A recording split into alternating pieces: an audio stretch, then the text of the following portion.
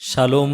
परमेश्वर के नाम में आज के दिन की, आज के शब्बात की शुभकामनाएं। परमेश्वर सच में बहुत अच्छे हैं। आज मैं पहले शमूएल 24 अध्याय पे विचार कर रहा था, मनन कर रहा था और एक बात सीखने को मिली कि परमेश्वर के सेवक हमारे जीवन में बहुत ज़रूरी है। कई बार हम उनके विषय में उनके पीछे बात करते रहते हैं, लेकिन ये बहुत गलत है मेरे प्रियो। मैं आज आपको उत्साहित करना चाहता हूँ। परमेश्वर के सेवक परमेश्वर के मुख को, परमेश्वर को दर्शाते हैं। यहाँ पे जो घटना है, जब राजा शौल दाऊद के पीछे लगा था, है ना, राजा बनने से पहले या राजपद पे जाने से पहले की बात है। और हम जानते हैं शौल और दाऊद जो है उनके बीच में कैसी जो परिस्थिति थी। और जब शौल जो है दाऊद के पीछे लगे थे कि बस इसको मैं अभी मार ही देने वाला हूँ, तो हम देखते हैं कि इस पहले शमूएल 24 अध्याय में वो जिस गुफा में थे दाऊद और उसके साथी, उसी गुफा में राजा शौल आके पहुंचा है।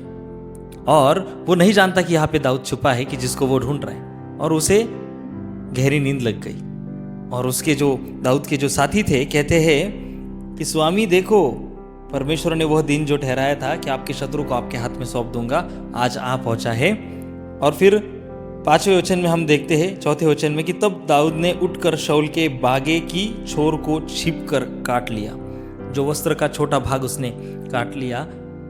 और उसके बाद 5 वचन कहता है कि वो पछताया। दाऊद पछताया कि उसने जो काम किया।